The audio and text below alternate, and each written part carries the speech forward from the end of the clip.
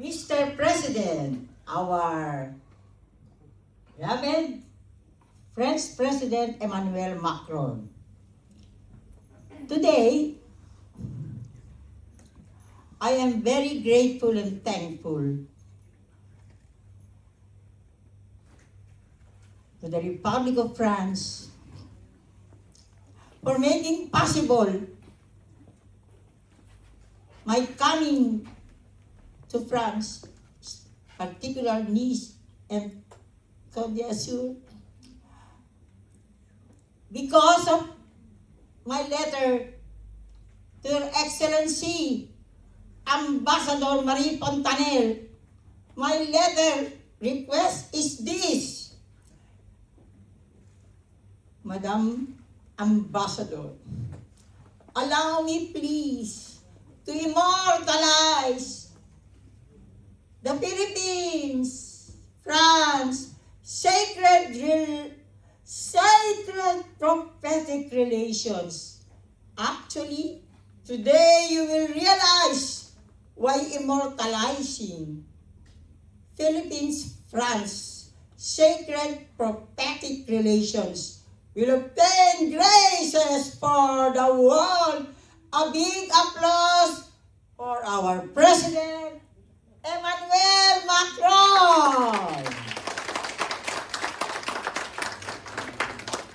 Of course, even though our beloved President, His Excellency, President Ferdinand Romualdez Marcos Jr. does not know of my event here. But I was taught to do all my pilgrimages for my beloved Philippines, especially to fulfill the prophecy of our beloved national global hero, Dr. Rizal. And now in particular, I was talking to Sir Jacques Calestra, also a commander, of course. And so I even requested him, may I make an appointment with our beloved Mayor of Beausoleil, Sir Gerard Spinner, because I will picture him in my film documentary. And he asked me where I'm staying. The generous, my kind, my ever-reliable, sacred prophetic former chapter commander of Nice, Sir Romel C. Balistoy, without his letter guaranteeing to sponsor my stay in Nice, France, I will not be here. Please, a round of applause also for our beloved Sir Balistoy. So now, I thank you, please, because he is very important here. Because I will go down now.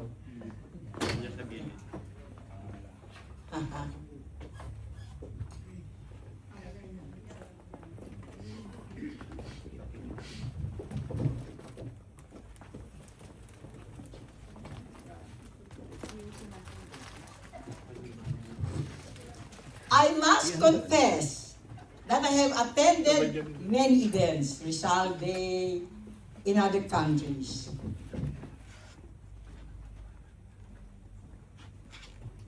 But with our gratitude,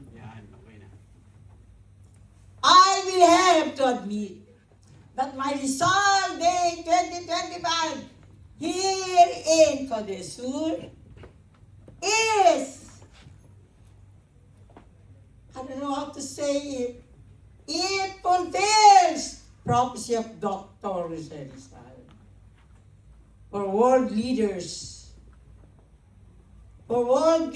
to realize the new sacred prophetic international order envisioned by Dr. Rizal with his beloved Czech immortal friend, Dr. Ferdinand Blumentritt. You know, I will confess, I was in tears. This is the first time I attend a Rizal Day that opens with last farewell. Said Alexander. Inedagad siya yan. You know, whenever this last farewell is recited, and especially when I chant it, I am always moved to tears. Because this is what I tell the world. As former chair of the Department of English and Comparative Literature in the University of the Philippines, I keep saying, one day, this mi último Diyos, written in Spanish, will be a masterpiece, will be studied in the world literature, because name me a literary text, not just literature, but it is a text written in blood, because he wrote it. Why in Port Santiago? So I said it was literally written in blood. So our beloved Dr. Rizal, now is the fulfillment. Now is the day of fulfillment. And I was surprised. Where is the farewell, last farewell lang? I saw earlier, last farewell lang. I call it last farewell lang. Oh. You know, this is a bit. In my events, I always use also, I call it the last farewell lang of Dr. Rizal. Because it is in under this, in the last farewell lang, that Rizal wrote his Mi Ultimo Adios. And also a letter to the beloved mother, and one for Josephine Bracken, and one for the beloved friend, patriot, Czech intellectual, Dr. Ferdinand Blumenthal. And now, today, in this glorious day, you are all the light in this last farewell covenant. You must remember this day as the day of days. May I put it now in front of my dear friend, Sir Jack Alesta.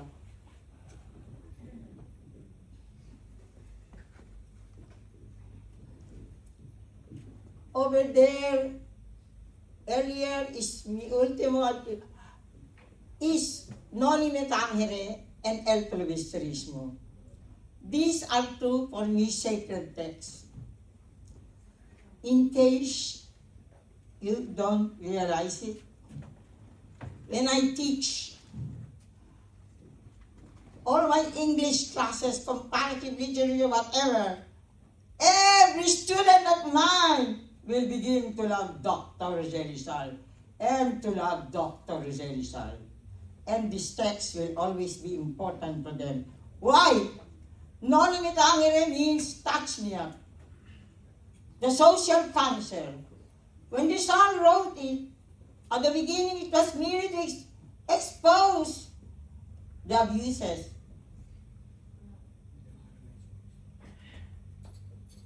But he taught in Noli me tangere that development can cure the social ills. But it did not succeed. So he wrote El Filibusterismo, which means the rebel or the reign of greed. If you will read Mi Ultimo Dios, or if you will realize El Filibusterismo, I was fortunate to be brought by then the European Regional Commander, Sir Lino Paras, together with his knights in Europe. We went to Ghent, Belgium. you will find there a marker saying the place of publication of El Filibusterismo. Again, so I was fortunate that last December 11, 2025, with the loving guidance of my Holy Family in Anse, Belgium, I was brought to the very marker of El Filibusterismo. And now that I am here, oh my beloved ladies and knights of Rizal, knights and ladies of Rizal, and all our esteemed guests, today we will fulfill the prophecy in El Filibusterismo. If you will recall, and please internalize this at the last page. The ending of El Filibusterismo is Father Florentino went to the hill and brought the treasure tainted by greed, corruption, and oppression. And then this treasure he threw to the depths of the sea. Mind you, we are in the coastline, the French Riviera, in the depths of the sea. And what did Father Florentino say? There in the depths of the sea, you remain buried among the pearls and corals. And one day, when men and women worthy of God's sublime ideas, then the prayer, may the buried treasure surface. And now, I once again thank the Republic of France, led by His Excellency President Emmanuel Macron, through his ambassador, Her Excellency Ambassador to the Philippines and Micronesia, Marie Fontanel. Without their Schengen visa, I will not be here. So, may I ask everyone to stand? So together we make our covenant. Oh, my dear national global hero, Dr. Rizal. Today, in this sacred prophetic day, December 28, 2025, my Rizal Day in this coastline, glorious Côte d'Azur, in France, we pledge through my film documentary. This film documentary will continue your El Filibusterismo or the reign of greed. Because for the first time, I have here men and women of grace, men and women of grace. God's merciful love will grant them all the graces, sacred prophetic graces. This day that we pledge to continue El Filibusterismo, men and women worthy of God's sublime ideas. No wonder,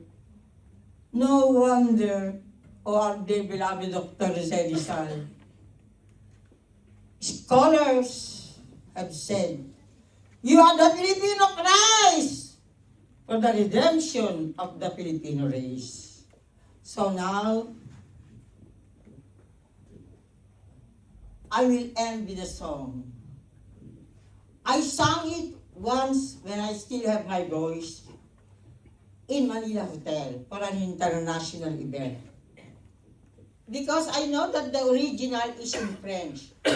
But then, you will bear with my voice. My voice is no longer as young as it used to be. But because if I sing this song, there is also a prophecy in that song. And the title is, If We Only Have Love. If we only have love, then tomorrow will dawn, and the days of our years will rise on that morn. If we only have love to embrace without fears, we can kiss with our eyes, we can sleep without tears. If we only have love, we can reach those in pain. We can heal all the wounds. We can use our own names. If we only have love, we can melt all the guns. And then give a new world to our daughters and sons. If we only have love. With our arms open wide, then the young and the old will stand at our side. If we only have love, we will never bow down. We'll be tall as the pines, neither heroes or clowns. If we only have love to be shared by all men, then break the grave, to break the grave, to be born once again. If we only have love. Everybody sing with me. If we only have love. If we only have love. If we only have love. If we only have love. Thank you very much, Professor Consolacion Alaras, National Research Council of the Philippines. Thank you, thank you, thank you.